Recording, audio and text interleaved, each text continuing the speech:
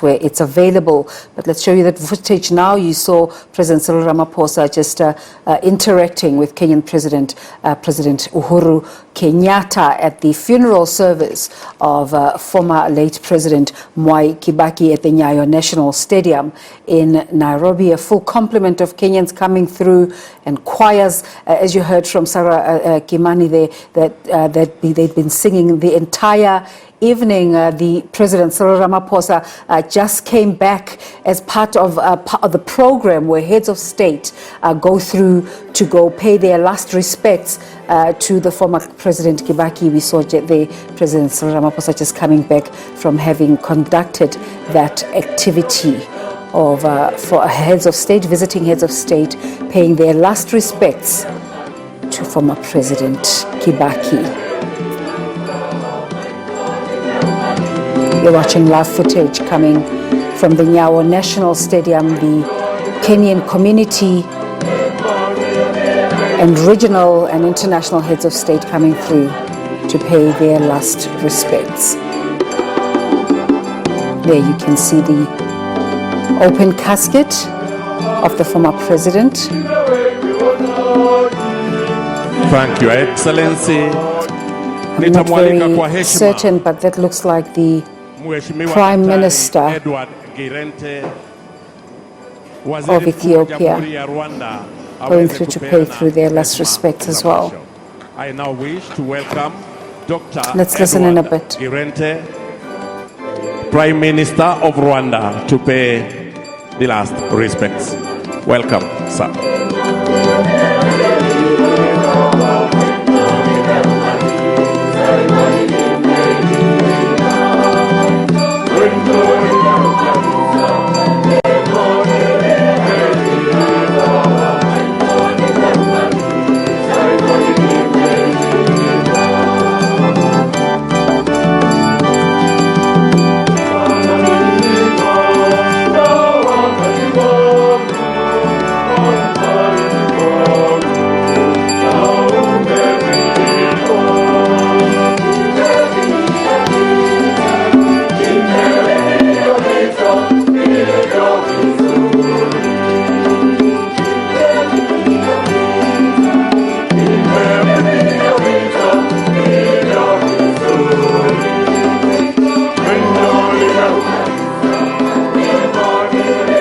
The presidents continue to go through, and the one we saw earlier, a lady, was the Ethiopian president, Sahle-Work Zewde.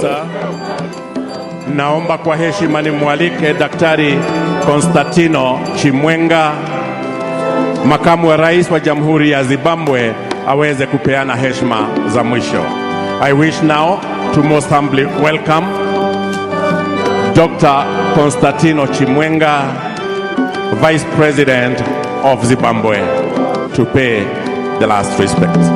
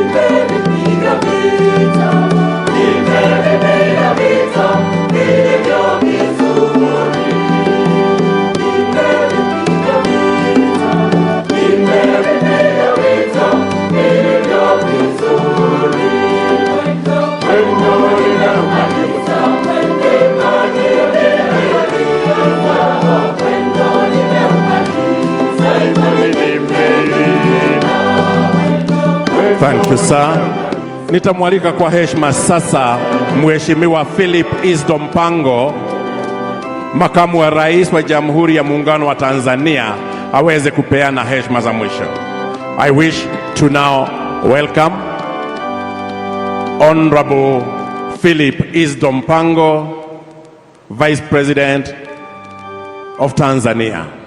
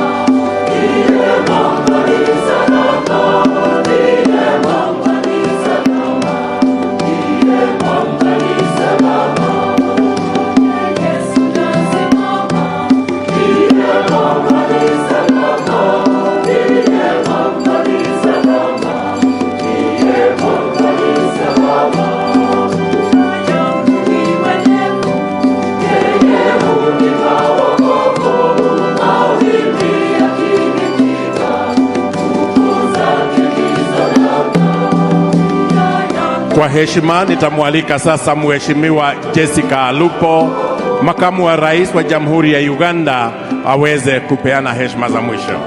I wish now to welcome Jessica Alupo, Vice President of the Republic of Uganda, to pay the last respects. Welcome.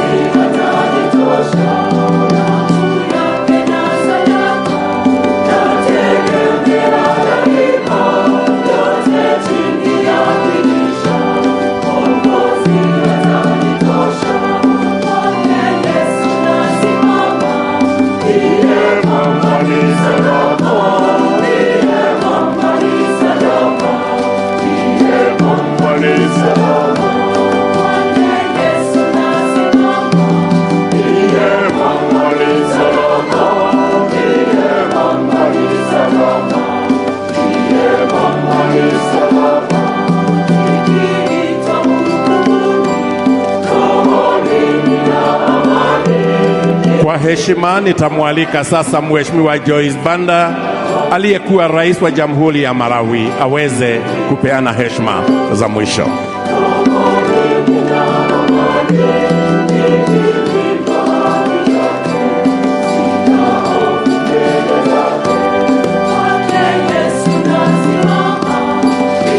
I wish to now welcome Her Excellency Joyce Banda, former President of the Republic of Malawi, to pay the last respects.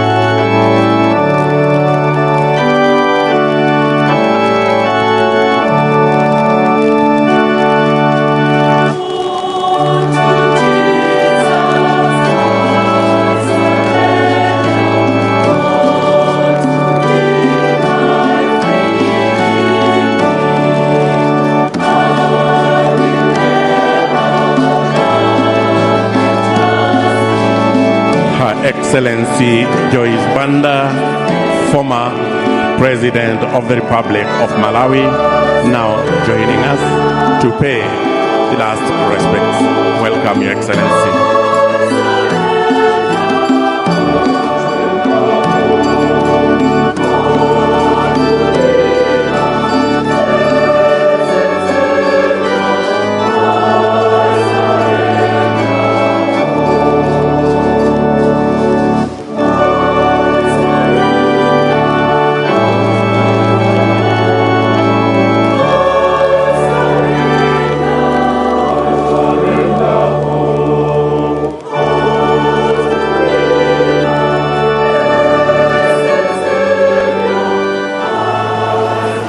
As we're watching on television, live footage of former President of Malawi, Her Excellency Joyce Banda, going through the emotions as different heads of state go through to pay their last respects. Let's bring in Sarah Kimani. Sarah, what have you been observing this morning?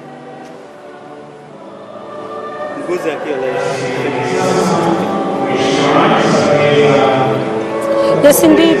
What is happening now is that the various foreign heads of state are paying their last respects to President Mwai Kibaki.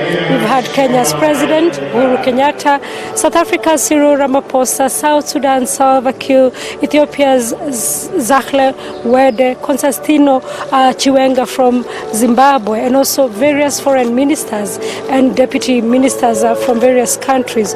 Former President of Malawi, Joyce Banda, is also here. Quite a solemn service, I must say. The body of President Kibaki got here just after 10 a.m. And everybody, stood up, and some people were waving, others were crying, but it's been a solemn service, I must admit. Sarah, just give us a sense of the public attendance, Kenyans coming through to pay their last respects.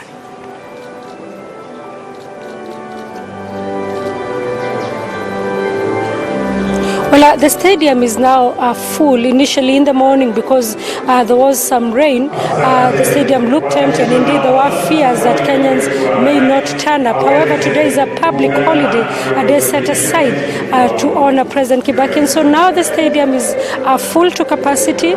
Members of the public have come in their numbers. In just a few minutes now, the interdenominational prayer service, funeral service, will begin here. And after that, President Kibaki will be taken back to the funeral home until tomorrow, when his remains will be transported by road to his home in Othaya, central Kenya. The former president was a staunch Catholic, but because of his stature, the interdenominational church service taking place. Which churches are involved, Sarah?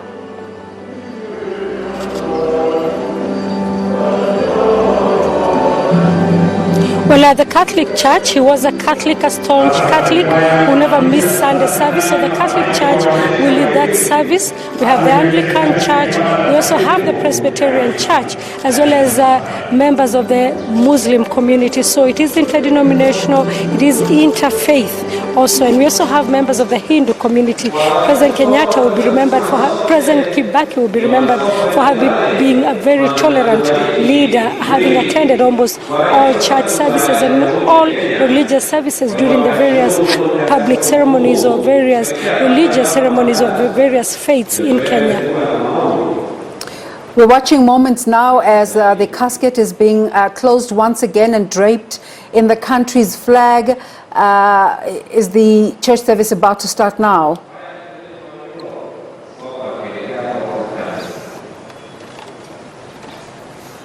Yes, the service is about to start. A Catholic service lasts about an hour, and then after that there will be tributes from the various dignitaries who are here, including President Cyril Ramaphosa, who I earlier told our audience that was very close to President Kibaki because he was a mediator in the peace talks between 2007, 2008, when Kenya slid into political chaos, but also the two leaders worked closely in bringing peace in South Sudan and the Democratic Republic of Congo.